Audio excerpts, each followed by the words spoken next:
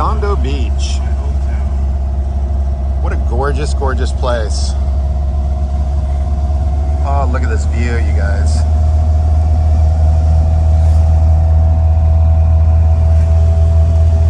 And what a perfect car to be cruising in on a day like this, huh? And it's a Ragtop too.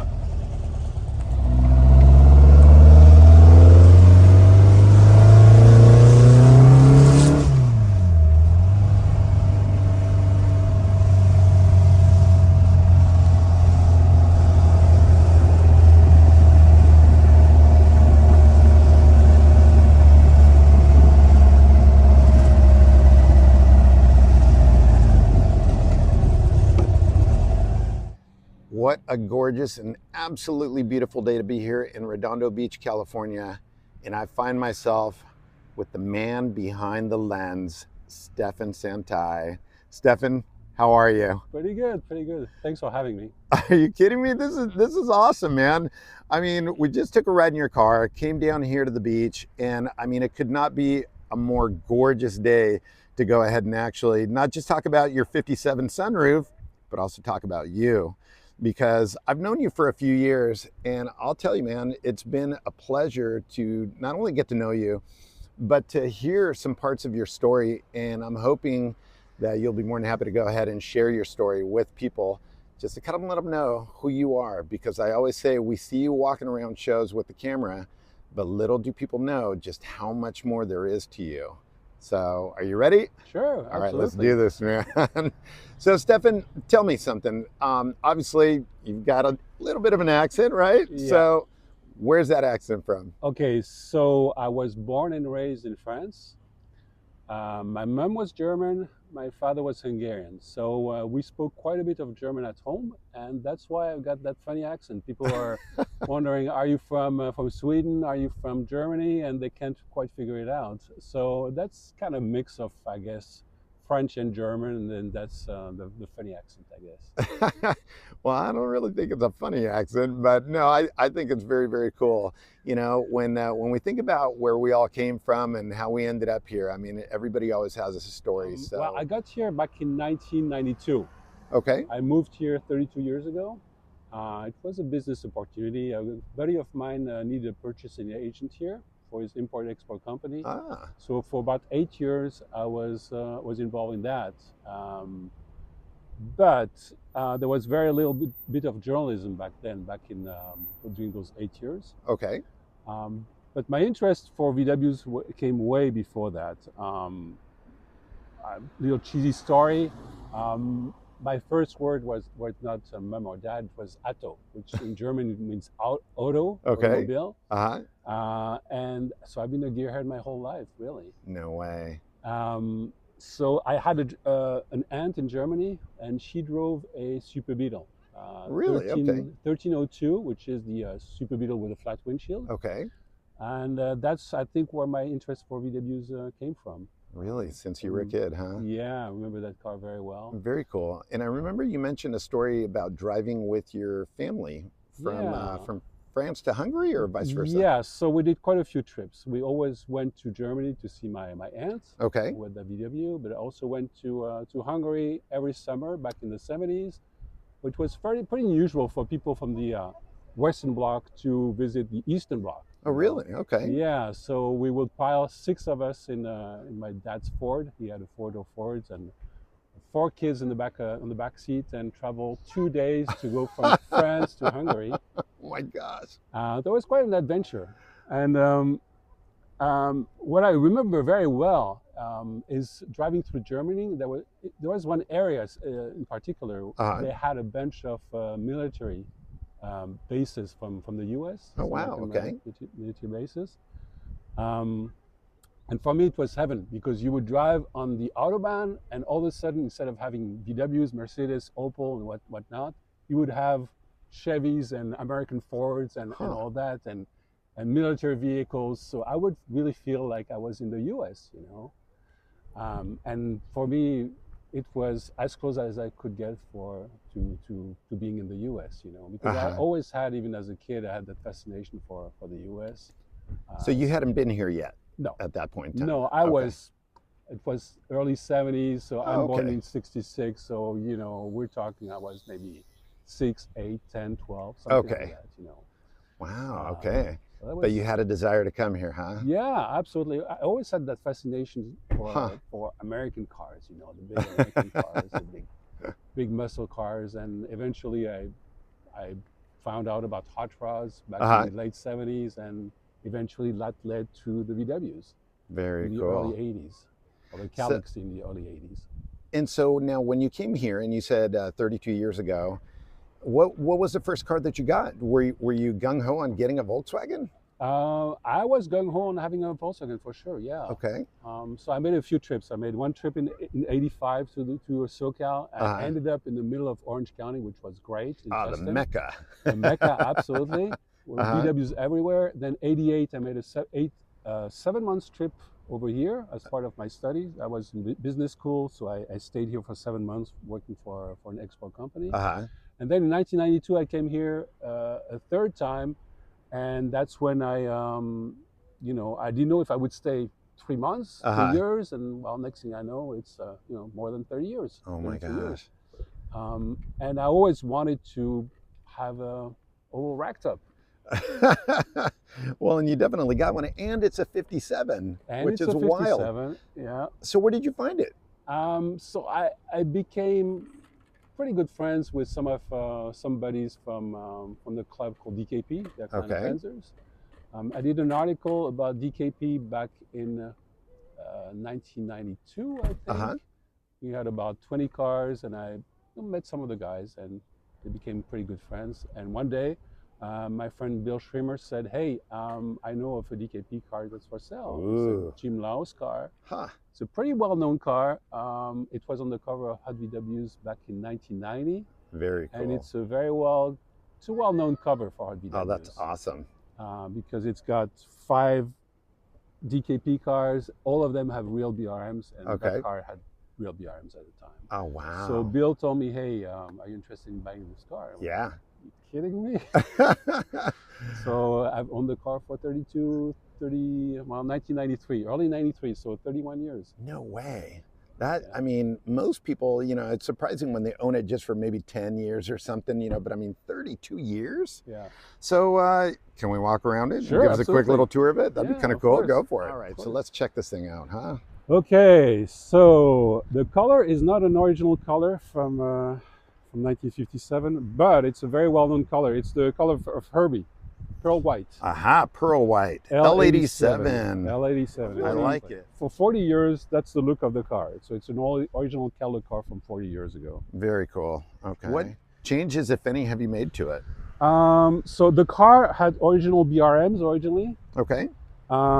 So back in 1992, Flat 4 came out with the very first sets of BRMs. Mm-hmm. And I decided to get some fake ones. So Okay. they are aluminum instead of being magnesium. Uh-huh. But everything else is pretty much the way you see it back in 1984. Okay. There are some changes I did. The drums were not polished when I got the car. So All right. I got 356 brakes, and they are aluminum brakes, which are fully polished front and back. Very cool. I changed the tires too because I kind of like the fact that the Yeah. tires look like slicks. They are not slicks. They're actually wider ovals, Look at Firestone that, wider huh? ovals. Very cool. And I also bought the car without an engine.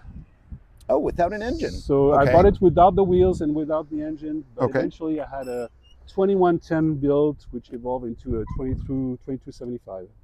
Oh, wow. Look at this thing. So Okay. John at Topline mainly built the engine.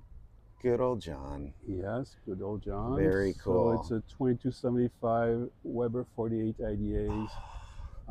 It makes, I'm not sure how many horsepower, but the previous version made actually 201 horsepower. So this one probably has 190 or so. Okay.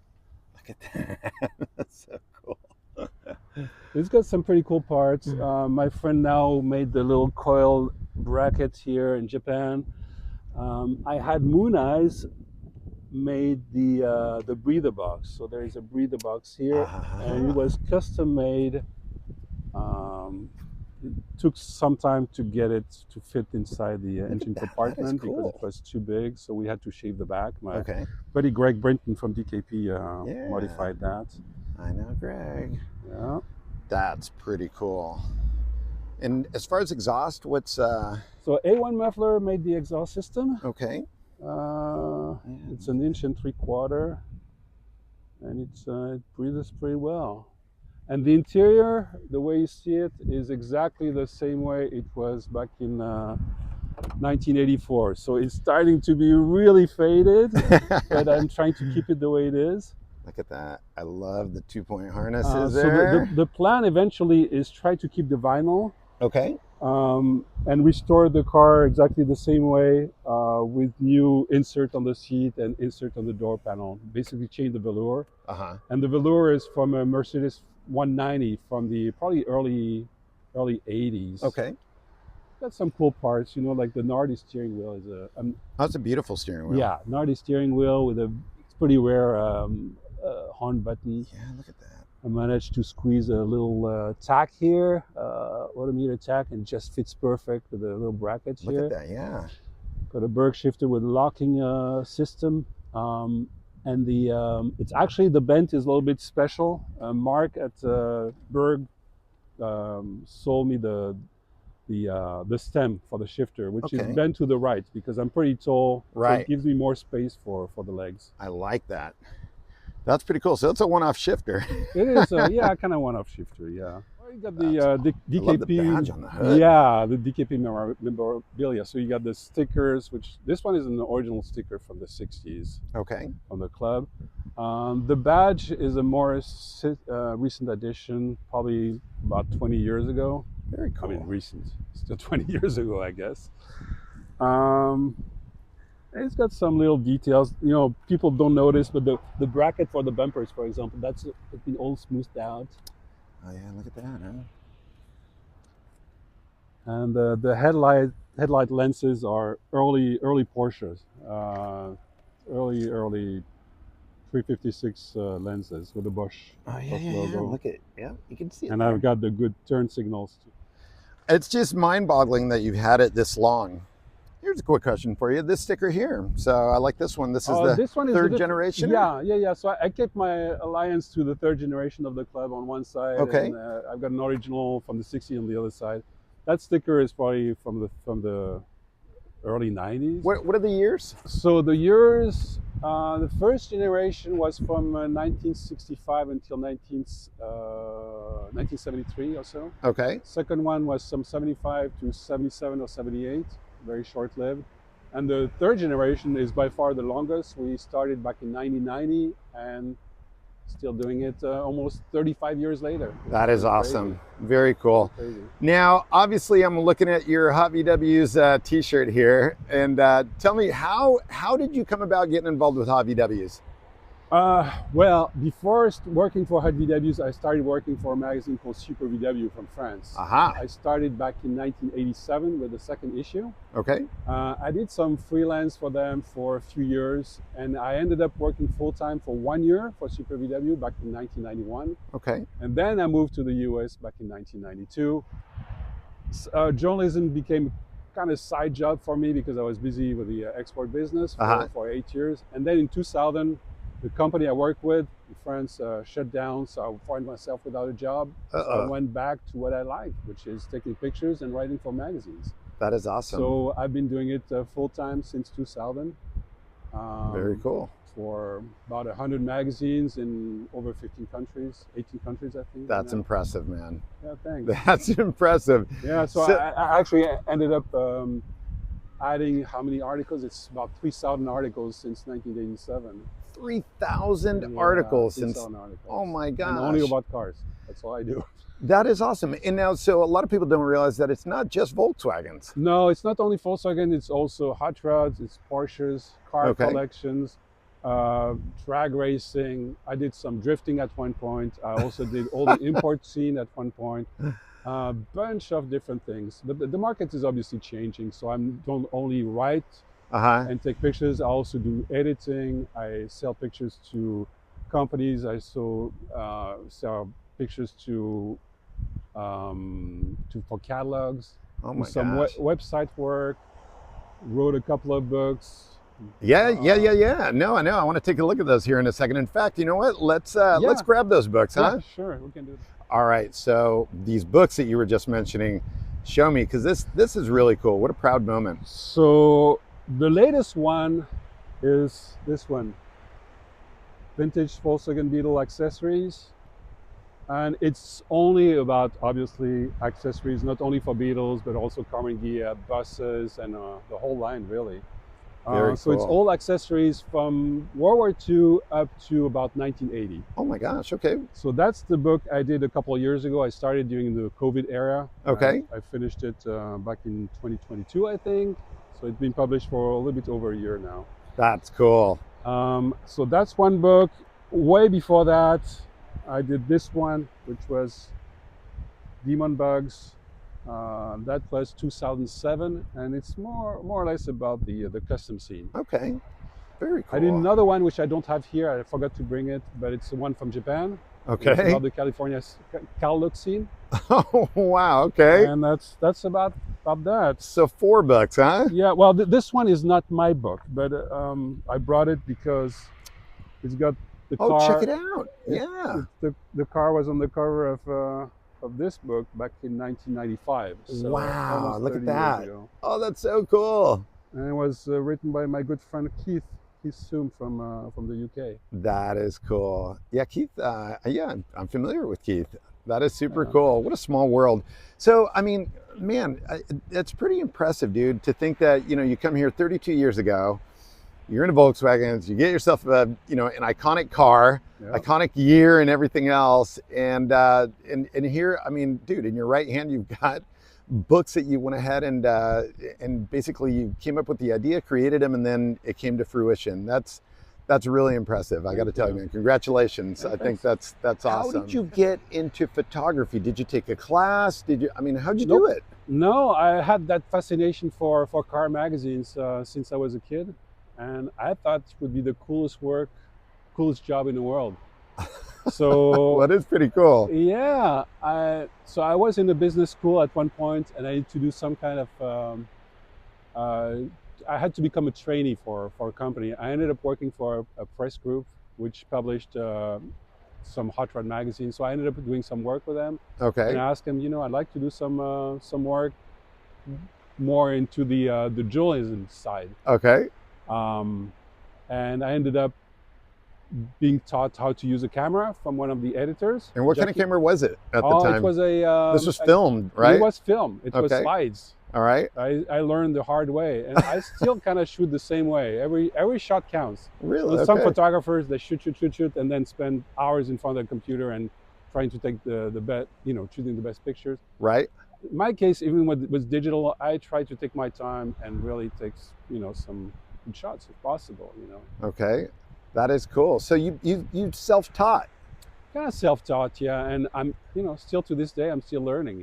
It's, That's so cool. and I'm kind of hard on myself, but I guess it's true for Yeah. people that are into the arts. I guess, Yeah. What did you want to be when you were a little kid? I knew I would do something with cars. I had no Really? idea what it would be. That's cool. So not the typical, I want to be a fireman or No. astronaut. No, I knew I wanted to do something with cars. I didn't know quite what it would be. Uh-huh. And I'm not good at drawing. I'm not really interested that much into sculpture. I know how to appreciate it. So Okay. I thought, I'll do something artsy, and photography is what I ended up doing. One of the things that you shared with me off camera and that I thought I'd bring up is you said that one of your dreams was to have one of your cars in, was it Rodder's Journal? Or, Yeah. Okay. Yep. And that actually came to fruition, huh? Yes, it did. Dude, that's so cool. Tell me real quick what it was, how'd you do it? So besides VWs, I'm also interested in hot rods and a bunch of other cars, really. Uh-huh. But I always wanted to have a hot rod. The most iconic hot rod you can have is a 1932 Ford. Okay. Couldn't quite afford one, but I found one in Europe, which was quite unique, Of all places. of all places. So I brought that car, which was already hot rodded in France, brought it here. Original paint from 1932, lettering on the side was from 1950 something, 1955. And it was in French. It was lettering written was in French. It had a 5-digit phone number at the bottom. So cool. And ended up doing a bunch of other things on the car with one of my buddies, Charles. And yeah, I really wanted to have the car in the Royal Journal. It ended up being in the Royal Journal because it's a very rare car. It's a two-door with suicide doors, which in the US they've never had. So I ended up contacting the Royal Journal. So I had the car in the Royal Journal with my pictures and my story, which is, dude, pretty proud of that. I mean, Stephan, your car, your pictures, your story in a place where you always wanted to be seen. That's pretty rad, man. That is cool. Congratulations on that. That's so cool. If I was to ask you, what is the most memorable experiences that you've had while doing your job? What is that? Back when I was 13, 14, and 15, I used to go to a drag race at Le Mans. Okay. So they used this, the main stretch where they have the starting line as a drag strip, an 8-mile drag strip. And they would have up to 68,000 visitors there. It was huge. Wow. And I ended up taking pictures when I was 13, 14, 15. First year was with a how do you call it? A small Instamatic camera with square pictures. Gosh. I ended up doing articles with the pictures I took when I was a kid in 3 magazines with the pictures I took when I was a kid, it's kind of funny. No way. So that's one story, one article I'm quite proud of. And the other one was the article I did for Hot Rod about the VWs. Okay. And that was back in 2007. And that was a pretty interesting experience too, because Hot Rod back then in 2007, they had one page which was Motorsports of the Month. And they would show all kind of weird motorsports, you know, like drag racing snowmobiles, weird stuff. And I thought, well, VWs are odd enough to be featured in Hot Rod magazine on that page. Right. So I contacted the editor, David Freiberger, who you might know from Roadkill, the TV show, and contacted him. And he said, yeah, let's do one page. So I sent him all the information, all the pictures, said, well, this is pretty good. I think we can do 2 pages. So they plan on doing 2 pages, then they contacted me back again and said, well, I think we're going to do a full article on it. So probably 4 or 5 pages or 6 pages. Wow. I ended up doing 10 pages on the article. Dude. And that was pretty cool because it was about the whole Hot Rod / VW scene. It was VW related, of course, but it's more of a high performance. So it was based on the high performance aspect of the hobby. The cool part after that, I talked to Freiberger and Kinnan, Rob Kinnan, who was also one of the editors, and they got inspired by my article, and they ended up buying a VW. So I don't know which one bought the VW first, if it was Kinnan or Freiberger, one or the other did. One didn't know what to do with it because they never had a VW, so they sold it to the other guy. Freiberger sold it to Kinnan, or Kinnan sold it to Freiberger. He didn't know what to do with it either, so nothing happened with the project. But it was kind of cool that those 2 guys were inspired with something I did in Hot Rod magazine. That's pretty cool. That is very cool. Yeah, that, you know, and see, that's the thing that I think is so cool, is the fact that, you know, here you had this dream, these inspirations, you come out, you put your own twist to it, and you end up inspiring other people, you know? And that's why I also wanted to go ahead and interview you, just because of the fact that there is so much to you and so much of a story. And just, you know, there's so many times people think, oh, I don't know if I could do this. I don't know what I want to do, and so forth. And, you know, you're living proof, man, that, I mean, not only are you doing what you dreamt of doing, but you brought some of these dreams to fruition. And by going out and going to the shows and capturing these memories, you know, I mean, they live on forever. So, I mean, seriously, thank you from me, and I'm sure the community, how much they appreciate what you do and what you continue to do. So I think it's awesome, dude. And congratulations. I mean, well, thank you. A lot of success, dude. A lot of success. Thank you. Well, it's an honor being interviewed by you, and being interviewed dude. by a friend too. So that's kind of cool. No, I know. And that's what makes it even more special. And, you know, and like I was saying before, one of the neatest things is when I do these things, I learn actually a little bit more about a friend that I've always known for many years. And, you know, you learn about these details. And I think that's what makes it so special, is that, you know, when you take time in life to go ahead and actually appreciate some of the things that people have done, you think to yourself, wow, I didn't know that. I didn't know that. so, Yeah. so thank you. Seriously, Thank dude. you. Thank you so much. Thanks, Can we dude. go for a cruise in the car? What's that? Can we go for a cruise in the car? Let's do it. All right, man, let's do it.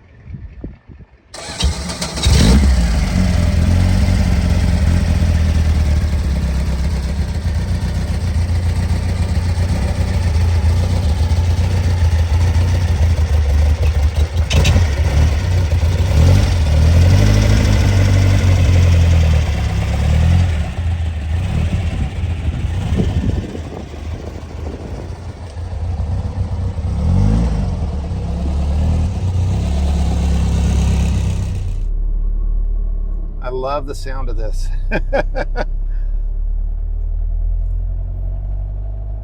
So I got to ask you, while we're driving, what is it that you feel? What do you get out of driving the car? It's what's cool about the car. It looks totally harmless from the outside, but it's a pretty angry car, really. Yeah, I mean, instead of having 30 something horsepower, I got 180. Uh-huh. But the good part is that the car is totally drivable. I'm not saying you're driving like a 1600, but it's really smooth. The cam is not too aggressive. So I've got tight gears too. Yeah. Not super tight, but tight enough where you can ram the gears. Really fun to drive. Really fun car to drive. Well, and when I don't drive it very often, uh-huh. It's funny because I forget how crazy the car is. It's such an angry car, I like how you describe it as an angry car. That's awesome. Yeah. It's so cool being down here, man, in Southern California and driving around, obviously Redondo Beach and just seeing a couple of buses. But I'll tell you what else is kind of fun and cool. Dude, you have a cassette player in here? I do. It's been in the car since probably 1984 or so. Okay. So that's a 40-year-old. And that's a mixtape, huh? Yeah, what do you have there? That. Dude, Run DMC. Are you kidding me? The cassette is from 1988, I think. Wow. I actually had it in Europe when Really? Back in the 80s. I had a typical Cali car. 65 bucks, peppermint green. Oh, really? Frontless window, lowered front and back, baby moon wheels, hubcaps. What else? Typical car for a kid would have. Lowered to the ground. Lowered to the ground. That's the music I used to listen to.